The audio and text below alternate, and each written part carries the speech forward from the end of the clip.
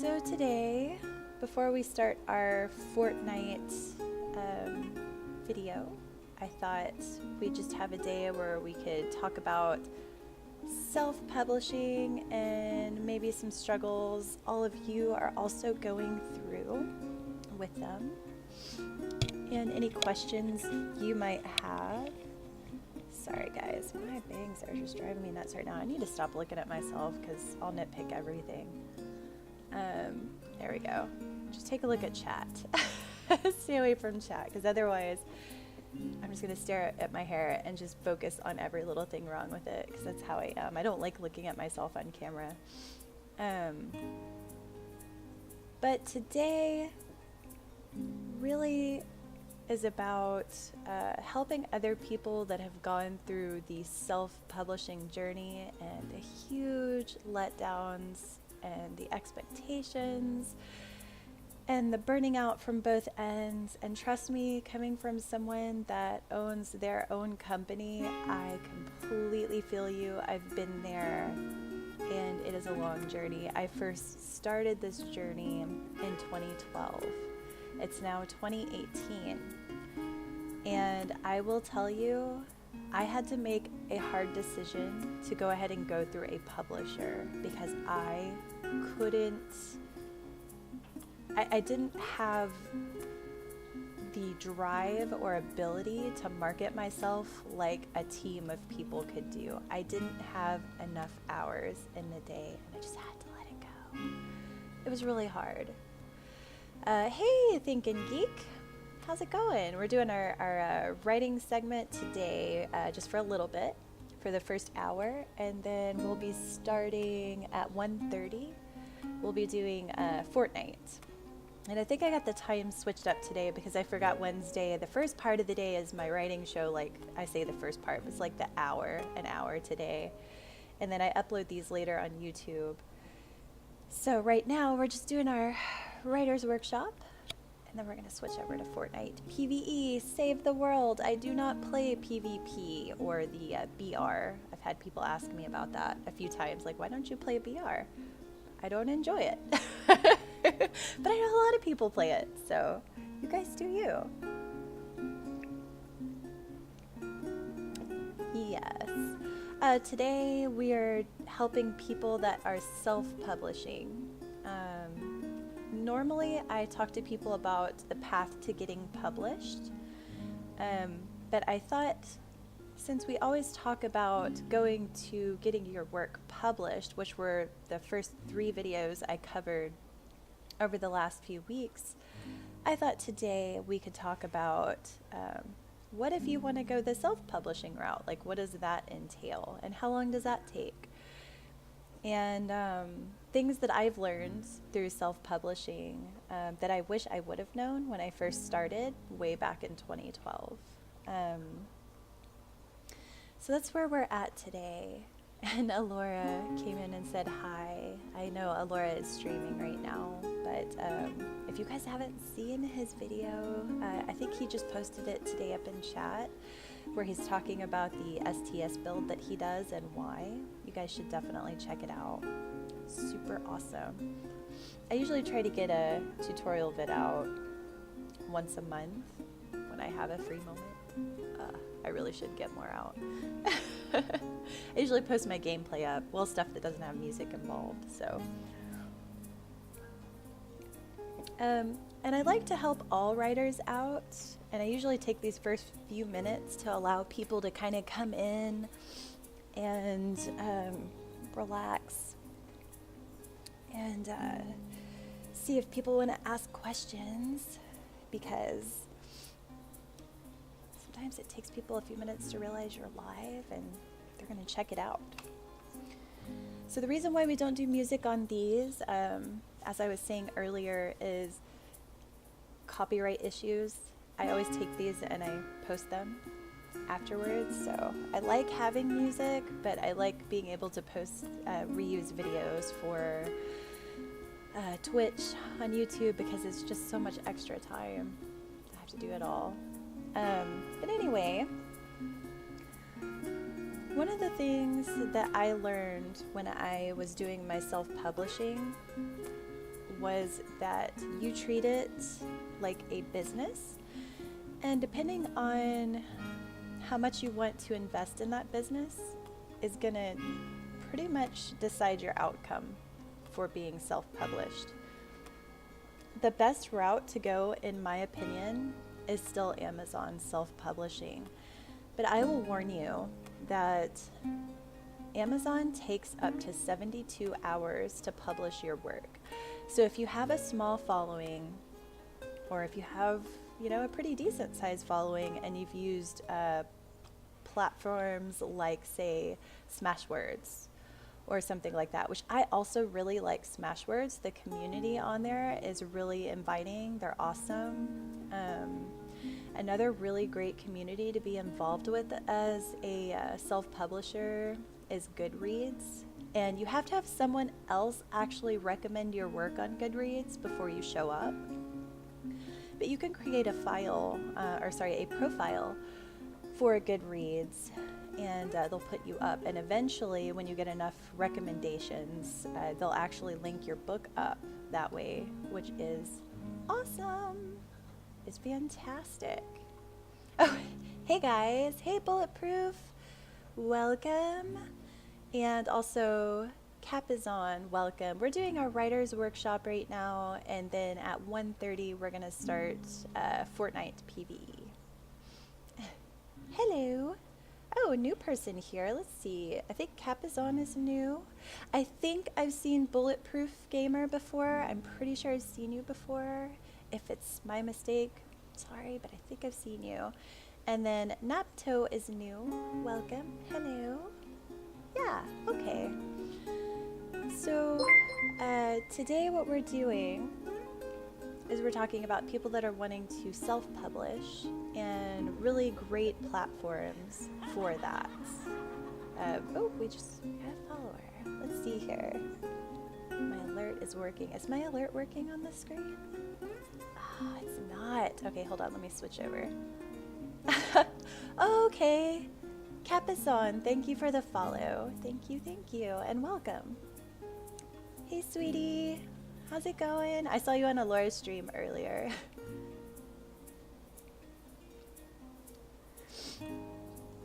Hey, Sai, how's it going? Yeah, we'll be doing Fortnite today after the writer's workshop, you guys, which we'll start that at 1:30.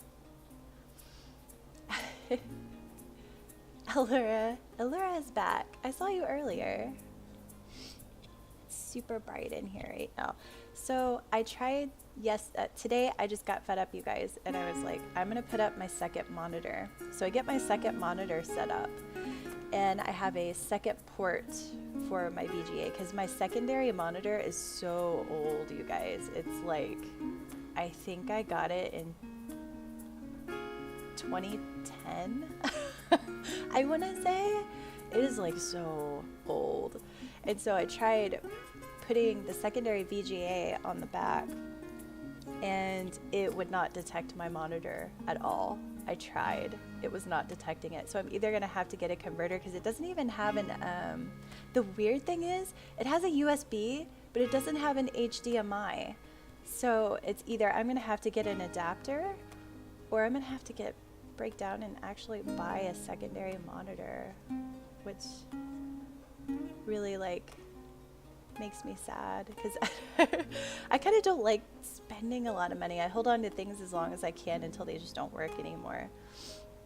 But boo, apparently I'm not sure if it's my monitor that's not working, or if it's the VGA, or if it's just time to get a new monitor.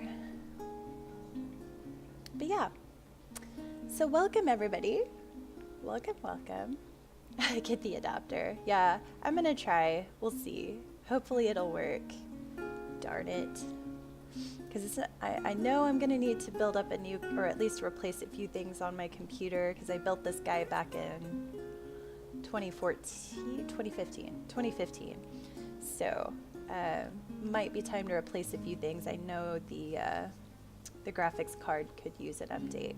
Always usually the biggest offender.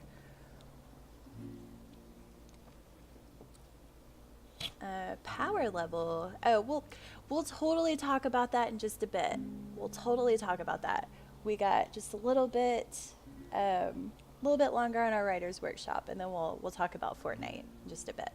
Okay. But yeah, just side note, I'm 91 right now. So basically, when you're going the route of self-publishing, it's important to remember your limits and what you want to do. Most writers, even famous, well-known writers, right, have day jobs, and most of them do writing as a supplementary income, just like a lot of people do Twitch as a supplementary income. This is actually one of those rare cases where I actually work a part-time job and I do Twitch full-time. And each week I try to think of different things we can do. I'm going to be doing a podcast here in a little bit as well. I'm excited over it. Everybody got to vote on it, and so now we're going to have our podcast. And it's so much fun. But it's the same thing with writers. A lot of them start out as, just people that work day jobs, and they love writing and they wish they could do it full time, but they realize it takes a while to get known. So I want you to take the time of getting published through a publisher and then take self-publishing, and I want to say at least almost twice as long as a self-publisher. Most self-publishers I know that have really stuck at it get noticed after 5 to 8 years of self-publishing. And that's with finally building up enough income in order to have someone to market them, in order to have time to be able to do social media postings, networking, writing events,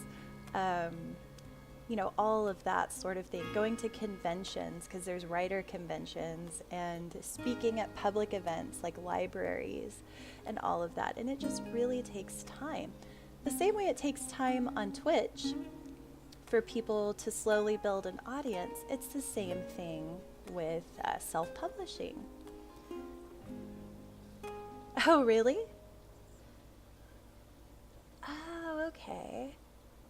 He's doing IRL. Oh, yeah. Yeah, I'm doing an IRL stream right now. And then we'll do the gamer stream in just a bit, guys. I know. Most people get on Twitch for gaming. I like to do these for people that also enjoy creative stuff. So, hey, Abby. It's going well. We're doing our writer's workshop now, and then at 1:30, we're going to start Fortnite PvE. So, super excited.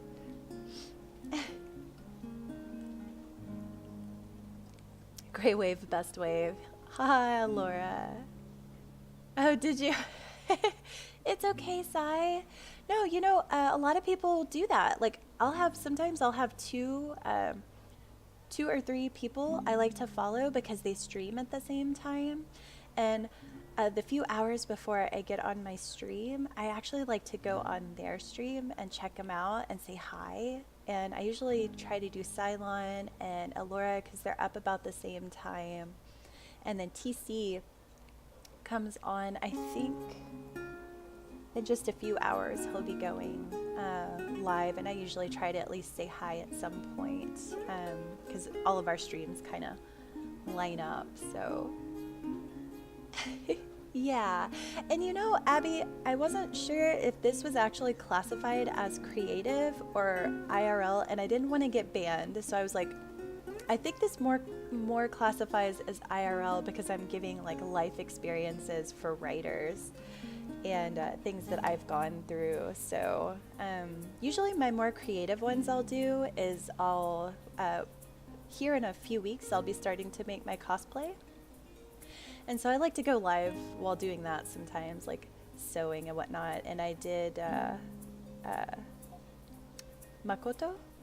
Yeah, Makoto from Ghost in the Shell. Kusanagi, I think, is what everybody thinks of her as Major. She was a lot of fun. Yeah, I think it can also be talk show, too. You're right. Good afternoon, Tim. Hi. Welcome, welcome. Yeah, that's true. I guess it could be. I'm still learning like all the different elements of Twitch and like what classifies what on the channel. So, being someone that has done self-publishing for many years, I don't recommend it for your sanity. But I have met some very, very successful people do self-publishing, and what I learned from them is much like I'm going to tell you with the route to publisher that I'm taking currently, and it's that define your strengths and your weaknesses and go with those. If you know your strong suit is marketing, and it's something that is maybe your day job or something you know a lot about, or you're just naturally good at it, you can go the self-publishing route, but also keep in mind that you're going to be spending a lot of hours a week dedicated to promoting yourself. You're going to carve out about an hour to sometimes 2 hours a day for just self-promotion. And you have to research times of day to post on Twitter, on Instagram, type of content that goes on both of those. Facebook, for example, a type of successful posts with images, and like every platform now is going to images with text or video because that's really where it's at. So you have to be really on top of all of that as a self-published person. You not only have to be the writer, you have to be the marketer. And that's why I decided marketing is not my thing. I don't enjoy it. It drives me insane. I honestly don't like doing social media posts at all. Like, social media. Yeah, exactly, Abby. Twitch is still learning too. Totally right. I'm enjoying it though. I am loving Twitch. I love the community and everyone that comes in that says hi. They're just awesome. Like the vibe here is really catchy and I love it. This is probably my favorite I've used. YouTube Live, it's a bit iffy. So is, oh my gosh, what is Twitter's live? Periscope. Oh, so many trolls on Periscope, you guys. Oh my gosh, like it's it's unreal. So, the other thing about self-publishing is if you're going to go that route, go into writing communities with other people that have faced the self-publishing dilemma and how much of a stigma you face being self-published. Now it's changed a lot. Like some people are like, all right on, right? But there's always this little facial twitch that you catch, like, oh, okay, yeah, she's self-published, so she's not a real writer, and that gets under my skin so much. The whole reason why I wanted to do the self-publishing route is the sheer amount of fees that incur on a person that is trying to promote themselves is unreal. Like you have to spend money to promote on Facebook, you have to spend money to promote on Twitter, on Reddit, on, you know, and it's like money, and people don't realize like how much time is spent. And if you're someone like me who like does everything, I do my graphics, I do the writing, I would do, you know, then I would do all my social media posts, and it's like you're doing all these things and trying to somehow provide quality content for people. So your books take longer to come out because instead of having all that time to writing and providing that content, you now have to be a social media guru.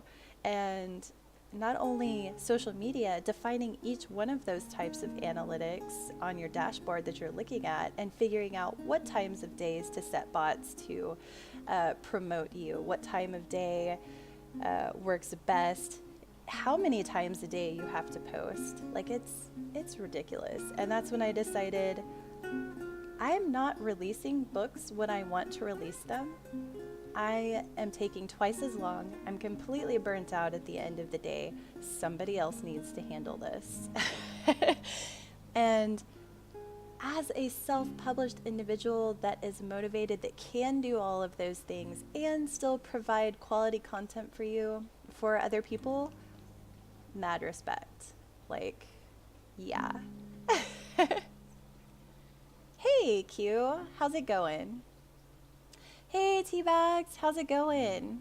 We're going to be starting Fortnite PvE in just over an hour. We'll be starting at 1:30.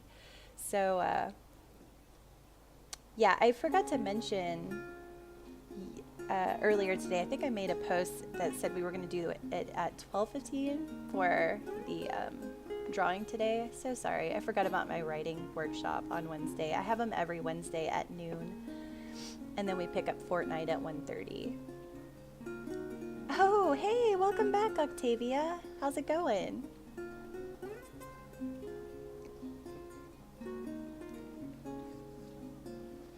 Yeah, it is.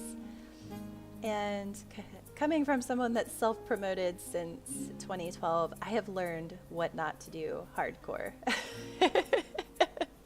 So it's a huge learning curve. It really is. So what I decided for self-promotion and for my own sanity is that I would allocate funds that I received or was donated to put back in toward the company, and to also help me make a better, I guess, show, I guess is the only word I can think of for everybody else, and more quality writing, like my novels and my audiobooks and my podcasts. And so I decided, go on websites like, you know, there's one called Fiverr. You can get a personal assistant. You can have a logo designed for you. And guys, I'm a designer. I designed for like 12, I'm still designing for 12 years. I don't have time to design everything for myself all the time. I stream 7 to 8 hours a day, 6 days a week. And I thought, I've got to change something. And so you can just go in there and hire an assistant for like, you know, somewhere between $5 to $50 to just take care of things that you don't have time to do, whether they design a logo for you or, you know, a certain style that you don't possess. My style is more on the industry side, so I did like more like logos and flyers and, you know, that sort of thing, whereas someone that might be a little more artistic, where they could do like character design, I'm not horrible at it, but it's not my strong suit. So I typically seek other people out that can do like caricature style. And the same applies with your writing. No matter how great of a writer you are, unless you are an editor, self-publishing really requires you to get a professional editor. Progress is slow. Okay. She drinking the cola. Yeah. Oh, I like that emote. Teabag's always coming in with the emote. It's so adorable. But as a self-published and now going for actual published writer, get yourself an editor. I usually revise my own work once. And a lot of people, I had control issues. When I first started editing, like my very first book, Hell's Gate, which is the first in the trilogy, I kept editing and editing and editing and editing because I first wrote the initial rough draft way back in like high school. We're talking like freaking 2007 or something. And it was one of those things where it started out as one concept, and then by the end of it, I realized this isn't where I want to go with this story. And it just evolved. And so eventually I wrote a completely different book. And then I kept going back through and editing it.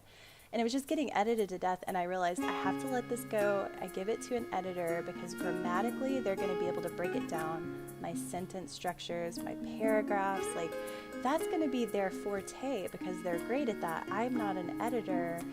So they're going to be able to take like a third-party view of your writing, an outward perspective, if you will, and they'll be able to tell you exactly where you need work, whether it's your dialogue, your sentence structure, your grammar, like all of that, and they can help you. And another thing that's really hard to let go as a self-publisher is you might have wrote out an entire section that's just your baby and you want to keep it in your story, you want to keep it there, but it just doesn't make sense in the story. And I've read people's writings that were just amazing, but then I realized, like, I hate to tell you this because I can tell you put a lot into this section, but it doesn't flow, man. It just doesn't work with the story. There's no reason for us to know about this one particular part of this character's life. So the struggle is real.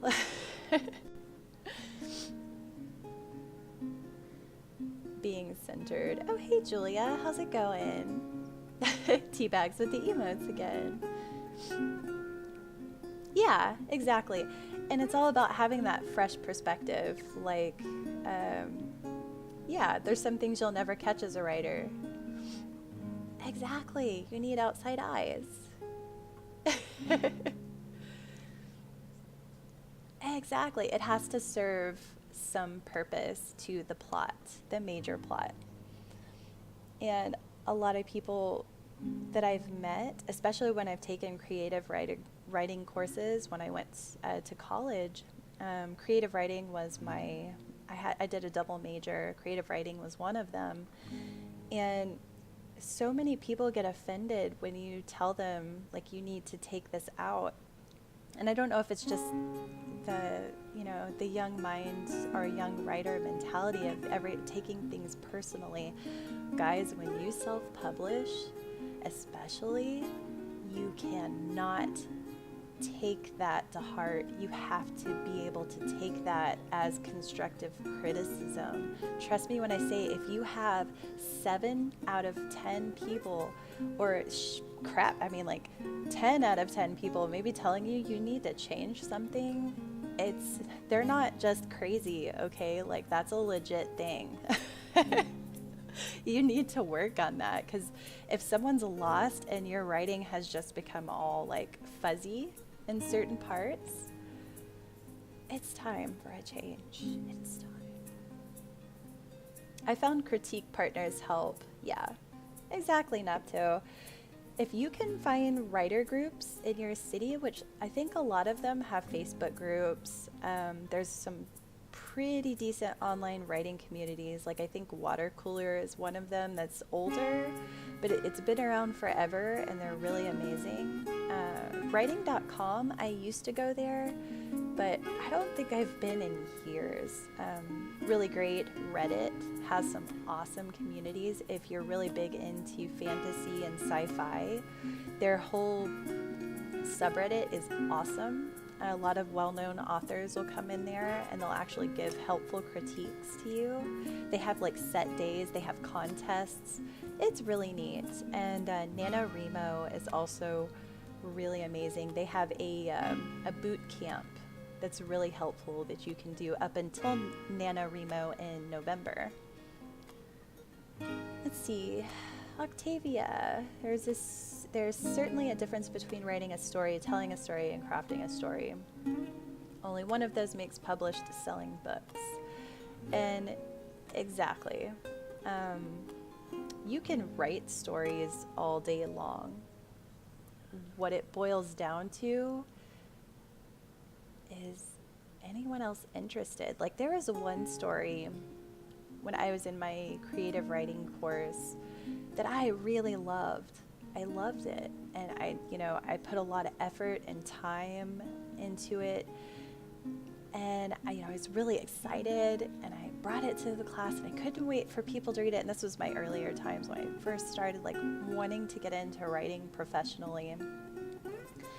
And we pass them all out, we start doing critique, and I just felt, I felt awful because no one understood it. They were like, I don't understand why she's tied to this pole, and I have no idea what's going on. Wait, he kicked her, like, and you have to also think about the practicality of the situation you're describing. Remember earlier when we were talking about writing with clarity? And this is a huge offender in a lot of new writers, is they get really ishy and gushy with their writing, and you have to like really lay out what's going on in the scene. You have to make sure transitionally it all flows together. Like the reader has to be able to imagine the scene. So that's why we're engaging those senses, and we're like very clearly talking about the setting and the scene, and whether it's going to be action or it's just kind of describing what's going on in the character's head, and people are able to follow it. It's really important. I like the analogy. I like playing Pokemon, really. You can be a casual player and just enjoy the game. You can get into the metagame and learn competitive, but only once you really know what you're doing and put in the effort. Yeah, exactly. It's just like being a gamer. It's like putting in the hours and the time to excel at your craft. And guys, I don't do these things to tell people how they need to write. I do them to help people that are struggling, are new to it. And I talk to so many new writers that just get overwhelmed. And I'm not telling you a certain way to do it. I'm telling you what's helped and what's worked for me and for some of my friends who also are very avid writers. And the number one thing that always comes back to me when explaining this to people is read and write. It sounds so silly, but it's 100% true. If you read a lot, you're going to be able to understand how to write. And if you write, it's going to inevitably improve. You're going to become a master of your world in writing. You're going to understand how dialogue flows better, how to outline your characters, how to outline your settings, everything. It's just going to start flowing together. Is that a Dorito? Oh my gosh, it's a Dorito. You're so right, Octavia. They do. They like to put in these really mysterious things, and it just doesn't make sense. It's like, okay, what is the killer's motivation? What is the character's motivation? Why are they behaving this way? What is the setting? Like, where am I right now? And also, what a lot of new writers either get too descriptive with a scene that's supposedly supposed to be action, and there's others who don't describe enough. So it all, like, you're trying to figure out, wait, so he was by the table a second ago, and this other guy was on a laptop, or, and now all of a sudden they're in a different, like, they're in a restaurant across the town, like, wait, what just happened? And so I've read some stories like this before, where I'm like, I have no idea what is going on, why we're here, and why these two people are fighting. What? Yeah, exactly. But the purpose of today is to help people in self-publishing, so I'm getting a little off topic. But self-publishing, the most important thing to remember is to 100% have patience with yourself and with others, because they don't know who you are, and you've got to build up that following. And unfortunately, it takes time, just like anything else, and you can't go into it thinking you're going to make money. it's a big mistake. Now, if you're wanting to go into writing for the sole reason of making money, then you need to go into my how to get published sections and look at those, because that's a whole different ballgame. It really is. You have to look into different types of publishers and agents and all of that sort of thing. Self-published, get yourself a really great editor. Hire the people, once you start getting a decent following, hire people that can help you promote yourself, because you are one person and you are not going to be able to do it all. Trust me on this. I've tried. Oh, I've tried. It's grueling and it's many hours. And at the end of the day, you just feel let down because you're like, I've tried all the things and I'm not getting enough results and not enough people are leaving reviews on my work and it's just so stressful. I will never go back to that again. I will always stick with publishing.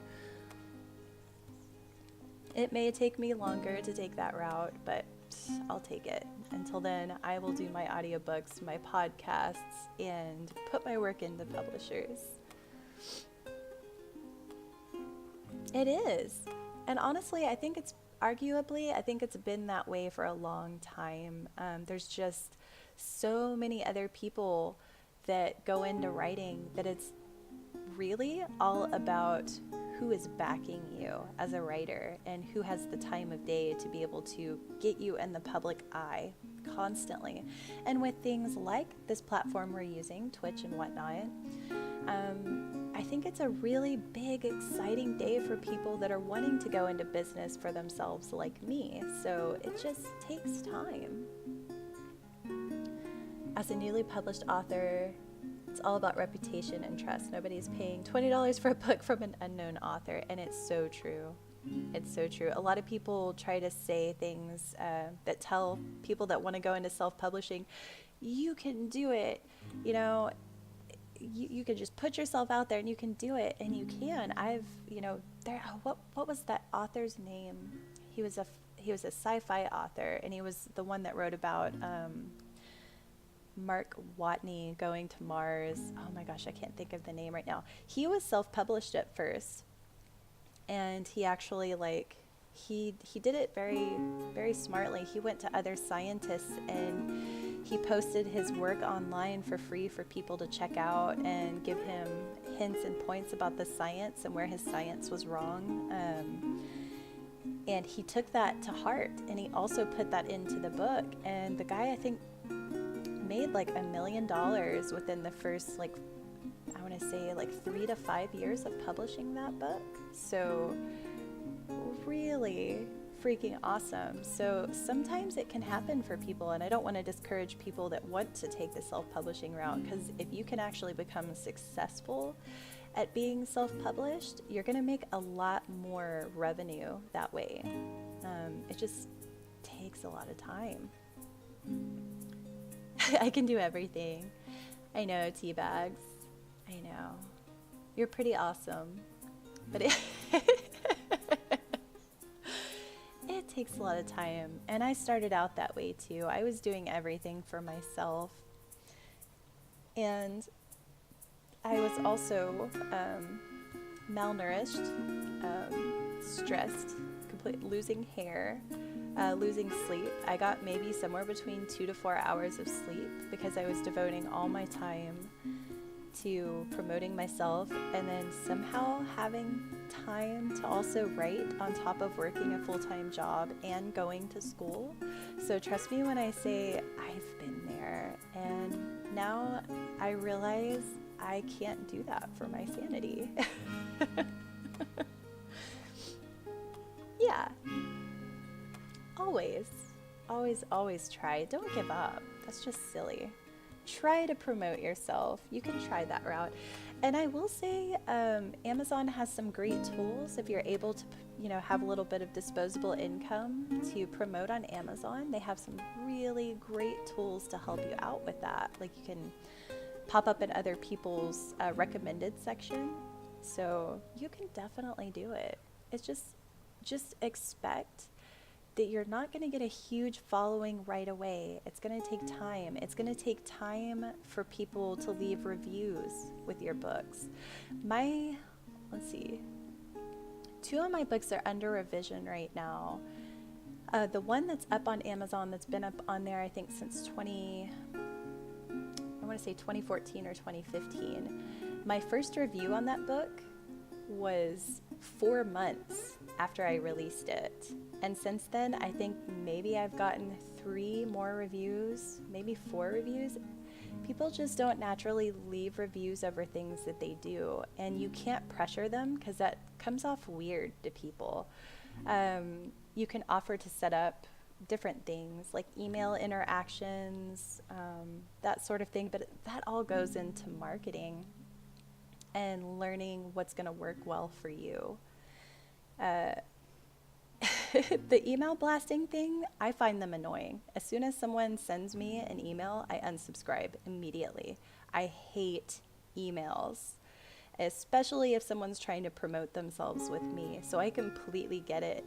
Like, I am the kind of person that if I find your book, it's usually by recommendation of somebody I know.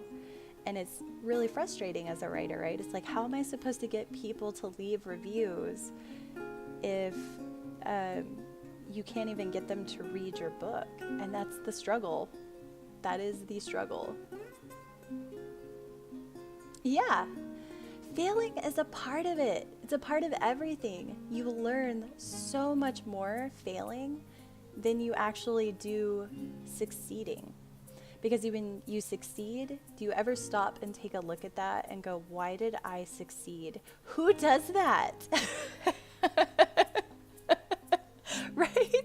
It's like, who sits there and thinks about, like, oh my gosh, how did I succeed so hard at this today? Like I was just amazing. And okay, that's a ridiculous example, but it's true. We don't think about that.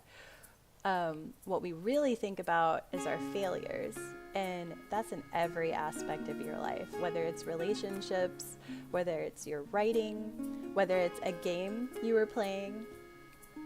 You're gonna take a hard look at it, and then you're gonna go do research, which is what I do. It's like, okay, maybe I didn't do something right here. Let's go find out why,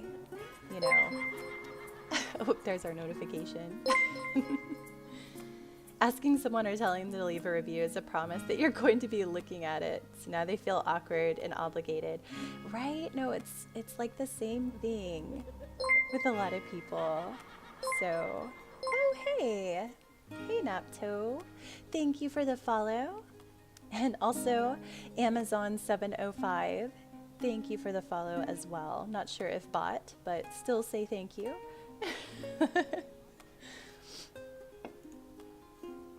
Yeah.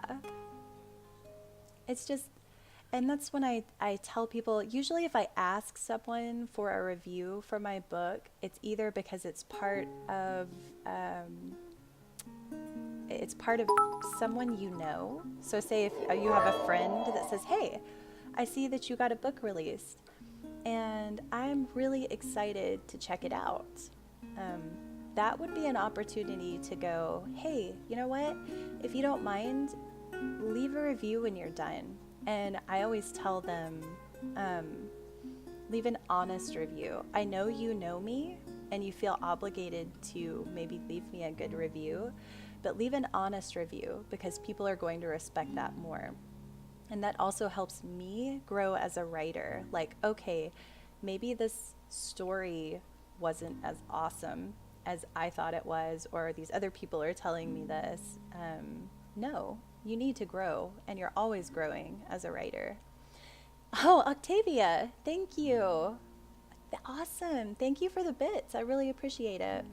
And I really appreciate hanging out with you on Writer Workshop days. It's really nice to have another writer come in and say hi and give me cheers. So thank you. Oh, hey, Pocket. Hi.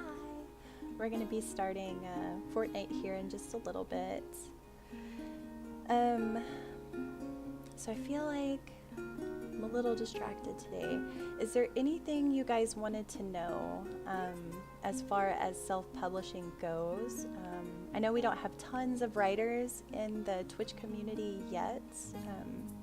I've seen quite a few, but not like tons of them, since Twitch is mostly about gaming. But when I'm published and doing this, noted. Serious face.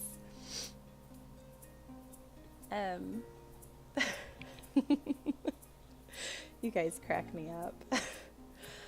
Yeah, one of the things, I guess the biggest thing I learned when I was self-publishing is I didn't have my work edited by a professional right away. Instead, I kind of had one of my buddies that I knew was, he was more of an amateur editor, but he didn't do it full time. And then later on, when I put it through a professional editor, there were so many mistakes. And that first impression, especially when you're self-published, is key. Because if someone reads your book, they might be a little more forgiving if you're self-published, but they're still going to judge you.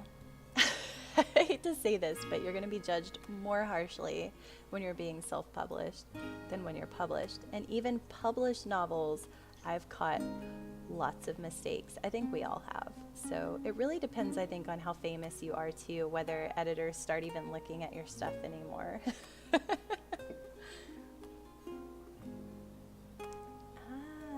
Okay.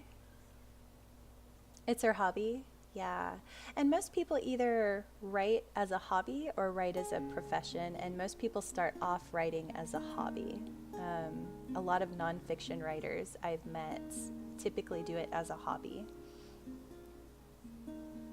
At least they didn't judge a book by its cover. Oh. So, that's something I didn't even think to bring up. Thank you, Shoeless, and welcome back. People will judge your book by its cover, 100%. You need to invest some money in your cover. Lucky for me, I'm a graphic designer, so I can design my own covers, but it doesn't mean that my cover ideas are always amazing. Sometimes the truth hurts, and sometimes people have to tell me, I just don't get it. And I don't think I would ever pick that book up at the store. Your cover is so important these days. It has to draw them in right away. That little snippet that tells people what the book's about, if you can't write one that's going to hook people as soon as they pick up your book or look at it in the Kindle market, womp womp, it's gone. So those are like two really important things when promoting yourself as well, is you need to have an awesome kick-ass cover design, and you need to have a great little, dang it, my brain is having a do. Synopsis, there we go. A synopsis prepared for people to check out. When you think it's time to go for publishing, find a harsh editor, professional or not, give them the first paragraph. Heck yeah. Find someone that doesn't know you. Hire someone. And there are plenty of affordable editors out there, and usually I go by recommendation on editors. I found quite a few that were really awesome that didn't cost me a lot per book. Like, I think my latest book, when I took it through a professional editor, she's amazing. And it only ended up costing me like $125 for the whole thing.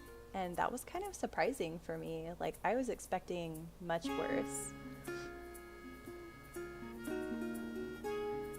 Yeah. So Shoeless, I put these all in my previous ones because this guy's for this video we're doing today is actually for self-published people, or people that are wanting to go the self-published route. I did a whole video over everything you're gonna need to know with publishing, and I think it's either my first or second video we talk about it. It's also up on YouTube as well if you want to take that route, because I try to edit those a little more. since Twitch tends to go a lot longer and people's attention span on YouTube is like 2 to 5 minutes. So yeah, no, I tell you everything. We're talking agents, query letters, editors, publishers that you want to look at and check out, research spots, websites, all that fun stuff. I got you. Yeah. And that's where I'm at right now. Finishing up with my editor, and then it's going to go to an agent with my query letter. And I'm trying to be very choosy about which agent I send it off to, because you have to look at their publishers too that they work through. That is your work. It's your baby. Let's see, Octavia, you can approach a publisher directly, but it's not, no, yeah. You really, like, you can do it, and some people still do, and some people still do it successfully, but it's kind of frowned upon now. And especially don't just contact them, like, via email or call. Don't call. They have so many people they have to go through. Yeah, it's okay. Yeah, it's also called a blurb, correct. Yeah, exactly. Octavia says that gives you more grounds than just some guy who wrote a thing. If you're going through an agent when you want to go the published route, it makes you more viable, like more legit in the publisher's eyes, because you are going the professional route. And as a self-published individual, you're going to need not only an editor, but since you don't have that agent, you essentially become your own agent. And so you have to start, unless you can afford to hire an assistant or someone that can come in and book things for you and set up your calendar and all of that, you're going to have to set up different networking events with other writers and conventions and also online communities. So it's a lot more heavily involved on the research side for self-publishing. Yeah, you can go through independent publishers as well.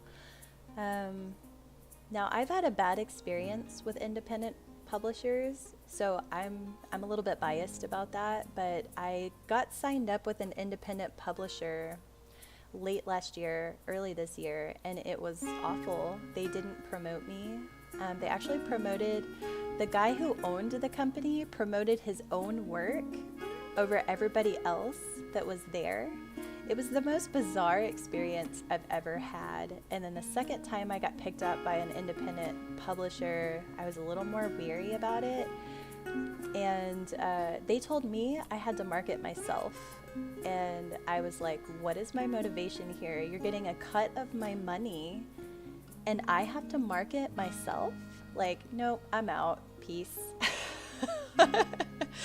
So yeah, smaller publishers are usually a lot more, they're better handled than that. There's actually a few that I've come into contact with at conventions that are actually pretty nice, pretty awesome, very professional.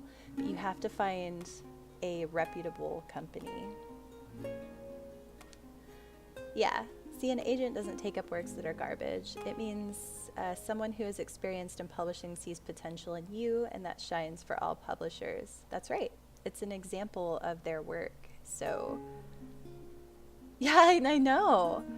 The major draw of a traditional publication is the attention. Exactly. Exactly. So, oh, let's see here. Did I miss somebody earlier? No, I didn't. Okay. I just got a notification. I was making sure I didn't miss anyone. So yeah, no, just be careful who you're going to go with. If it's going to be an independent publisher, make sure that you take your contract to a lawyer and have that lawyer look over the contract. Really, that's with any contract you're getting signed up for. You just want to make sure they're not going to screw you financially, and especially when you're self-published, getting certain kinds of business licenses can help you as well, just protect you legally. But most of the self-publishing websites like Amazon protect your work when it's being self-published. So you don't have to worry about that as much as you used to with people stealing work. It still happens, but at least you don't have to worry about it as often.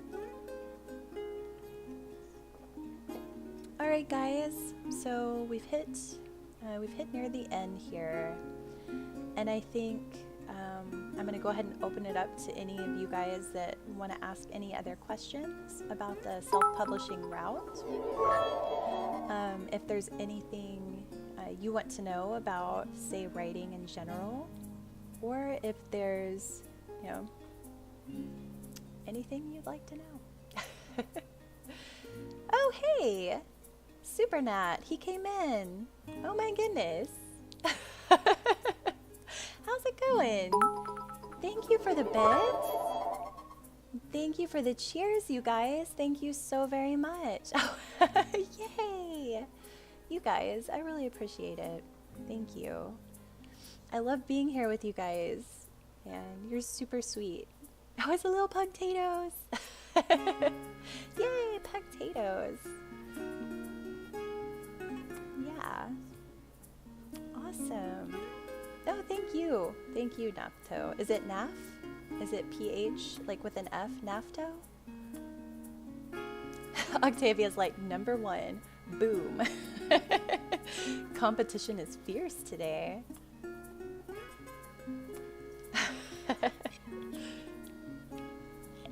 Awesome. It's Nafto. Okay. Okay, sorry. I was mispronouncing it before. I just noticed the H, so sorry. I can't get it right all the time. Alright, guys. I, like... yeah, exactly. Alright. Well, I really enjoy these, and I like sharing with all of you. I don't know if any of you are on Twitter, but I try to get a vote for our Wednesdays, because I'm not sure if you guys want to have a creative day where we do like a podcast or a audiobook live, or if you just prefer the writers workshops. So what I'll do is I'll probably be posting one of those up either later today or tomorrow morning on Twitter.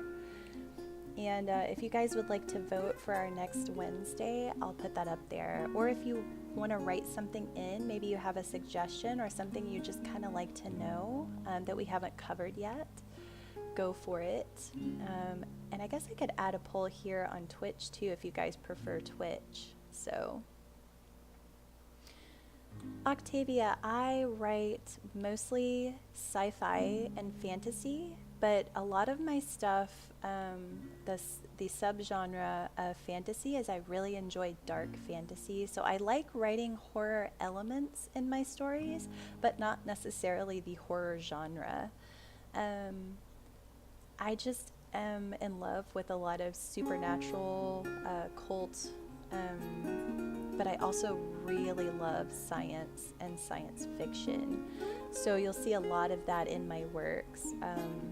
I've thought about writing nonfiction for a while now, with helping, but I feel like in order to write something like that, I feel like I should be a more thorough and take my time writing something that's nonfiction versus fiction stories. I usually take about a year to a year and a half to write each one of my novels.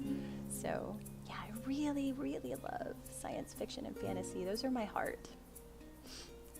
What type of genre do you like to write when you write?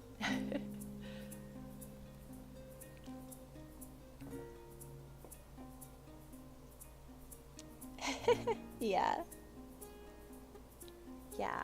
I write a lot of my fantasy works, like my dark fantasy with Hell's Gate. I took when I went to Japan and I did my research, I took a lot of that mythos that they have over there that I love, because I love a lot of Eastern cultures, and Shinto faith is so neat, and then there's also the Buddhist belief, because it's Buddhism, Shinto, and I think atheism. Am I saying that right? I hope I am. Are like the top 3 in Japan, and so I did a lot of studying over that and a lot of cultural studies, because I really love culture and why we kind of behave the way we do in society, which is why my major in college was neuroscience, because I really love how the brain functions and learning about it. So paranormal, okay, that's a really popular genre, is paranormal. And I've done quite a few podcasts over paranormal things, and a lot of my stories have those elements in them. So I feel you, like, those are really exciting to me. Whether they're real or not, it's point of contention. It is just so much fun to write it, you know, the mystery. China Mieville is like freaking bomb at that. I love reading his stuff. He reminds me of, I think he draws from Lovecraft, H.P. Lovecraft's work. And Peter Klein's as well. He writes a lot of Lovecraftian style tales with a modern day twist. And I think there's actually a more modern term for these type of writers, but they can also be classified as slipstream fiction. So I love it. Really neat. No? Spooky, scary ghosts. Emotional journey. Okay. Oh, that's cool. Oh, and NAFTO, sci-fi and fantasy romance. Romance is another huge seller. And you know, it's also the most made fun of genre, but hello, the numbers in sales on romance are ridiculous. Like, if I had any sense, I would write a romance if I wanted to make money, because romance novels make a lot of money. But I just can't do it. Oh, they bore me. They bore me so much. Although I have read some, like Laura K. Hamilton writes some, oh my gosh, Sherilyn Kenyon. I really like her style. I don't like, some of the sex scenes make me cringy in books. Like, I actually flip past them because I don't know why. I just get kind of weirded out by it. But her mythos, like her Greek and Roman mythology, amazing. Like, she really did her research. So I actually enjoyed that. Yeah, Kenyon. Yeah, she's good. Hey, Creeper Freaky, how's it going? But romance requires a happy ending to sell well. Yeah, it does. Most people like to have a happy ending, as cliche as it is. A lot of people enjoy that. And unless you're in the horror or occult style writing, where a negative ending is kind of expected, there's a reason why happy ending novels always sell more than non-happy ending, because the reader feels robbed. It's like, no, I went through this whole journey and you're killing everyone off? What? No. It's why. And if you think that's uncommon, games are the same way. You'll notice survival horror games don't sell as well for that very reason. Hey, I see some new guys here. I do too, NAFTO.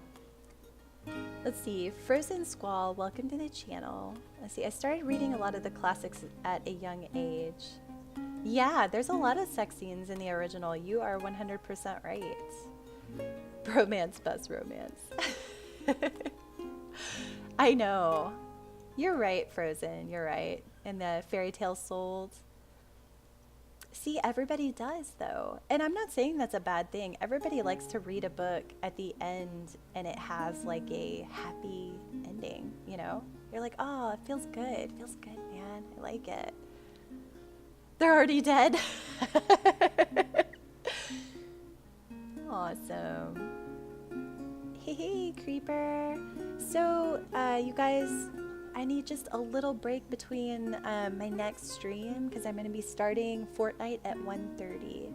So if it's okay with all of you, I'm going to go ahead and get myself ready, switch my screens over. for Fortnite. And if there's anything else you'd like to know, just let me know, or you can whisper to me on Twitch. I'm always here to answer questions as quickly as I can. When you were young, Lord of the Rings? Yes. Oh, that's what got you into fantasy. So for me, it was Anne McCaffrey. That was the very first fantasy book I ever came into possession of, other than when I was really young, which was The Hobbit. The Hobbit was the first book I read. What really got me into the fantasy genre was Anne McCaffrey's Dragon Drum. And I think that's actually like the second book. I can't remember if it was the first book or the second book in the series. But after I read that, I was hooked. And then I started grabbing all her Pern series. And then from there, it just spiraled. I started reading like R.A. Salvatore, or Salvatore, however you say his last name. I think it's Salvatore. And it just flew off the handle from there. And it was like Dragonlance, and oh my gosh. Oh yeah, I loved it. Dragon Raiders. Yeah, Nafto. Okay. Don't watch gaming streams. Okay. No worries, Octavia.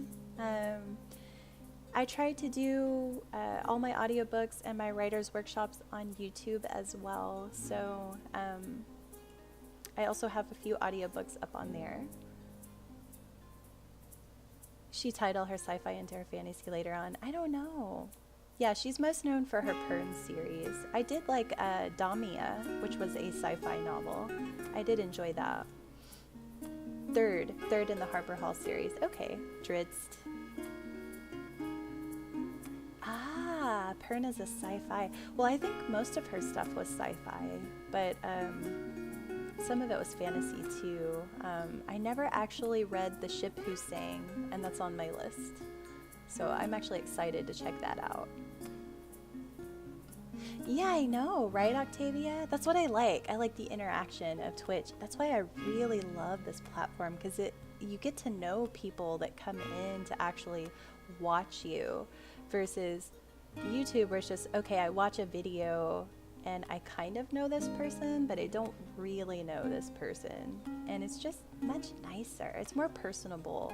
It's like a Skype call, only maybe much better quality. Bioengineered. Oh, it's been a little while since I've reread the Pern series. I might have to go back and read some more on my Kindle. I've been looking for more to read this summer. I've about run out of books that I've purchased through my Kindle, and I've been listening to a lot of audiobooks, especially when I do my bike rides. Oh, I love audiobooks while I'm bike riding. I can't wait. So they're just so expensive though, A Discord call. Let's see, teacher decided to make us do a paper on it.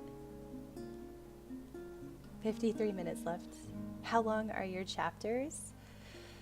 It depends on how, okay, I know most people say that a magic number per chapter is kind of where it's at, but I end a chapter where I feel like it needs to be ended. I'm like Stephen King, I think, in that regard. I don't think all my chapters are very even. And I think a lot of other writers might twitch at that. Like, what? You don't have a set number for your chapters? I sum up what I want to happen at the end of that chapter, especially with Hell's Gate, since it's told from multiple perspectives. In Hell's Gate, I try to wrap it up enough to where the person understands what's going on before they enter into the next chapter. Writing from multiple perspectives has definitely made me learn different writing styles, so I'm actually really excited to try it out. Yeah, I remember Pern was a colonized planet, and I remember that part of the story, how I remember they were on a ship and then they colonized the planet, and that's where Pern came from, because I remember reading that after I got into the Dragon Riders. So I do remember that. Oh my gosh. Yes, I have, Octavia. I have. And it came out a while ago. Goodness, I think I was either, was it '01 or '99, or I don't know, it was somewhere around there. I remember being young when it first came out and I didn't get it. And then I went back and watched it again when I was 19 or 20. And I remember like watching and binging the whole thing in like a day. I seriously sat and binged the whole thing, and it was such a mind trip, right? Like, oh my gosh. And I really wish there wasn't rules against watching anime on Twitch with viewers. Right now you can't do that. I wish they would come up with what would be so cool is if Crunchyroll and Twitch could like join up, and then we could like, people that pay a certain monthly fee could actually sit and watch anime with everybody, because oh my gosh, I would love that. Or like shows or something we could sit and watch together. Dude, that would rock. But unfortunately, I would get banned from Twitch if I did that, which makes me sad, because I'd love to sit and chill and watch some anime with all of you. It would rock.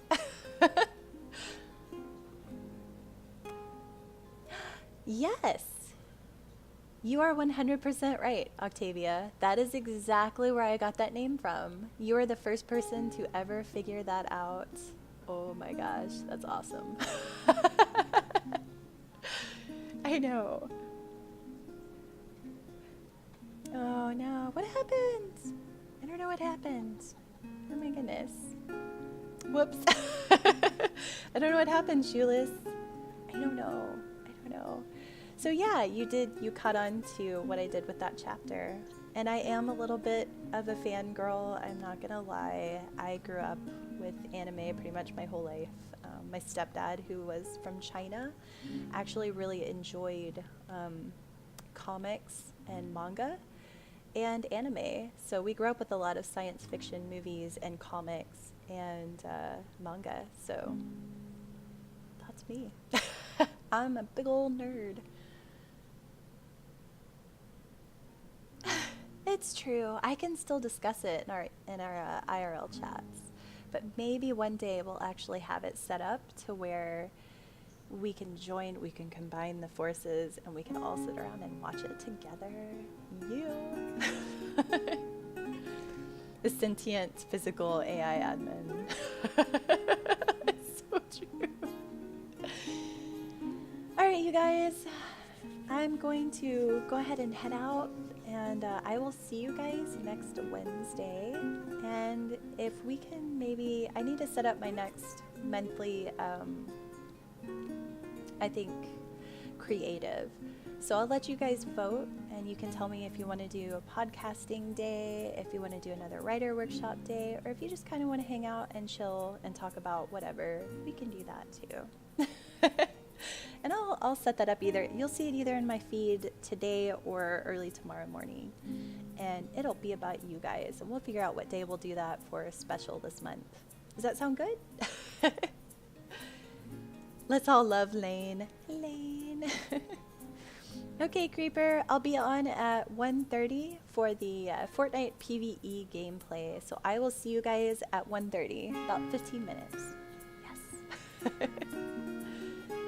Fun stuff. Yeah, thanks for joining, Nafto. Thank all of you for joining today. It's been really interesting getting to know all of you, and I really appreciate you taking time out of your busy schedules to just come by and say hi. It really means a lot. So you guys take care, and I'll be back on in 15 minutes to play some games. Bye, guys.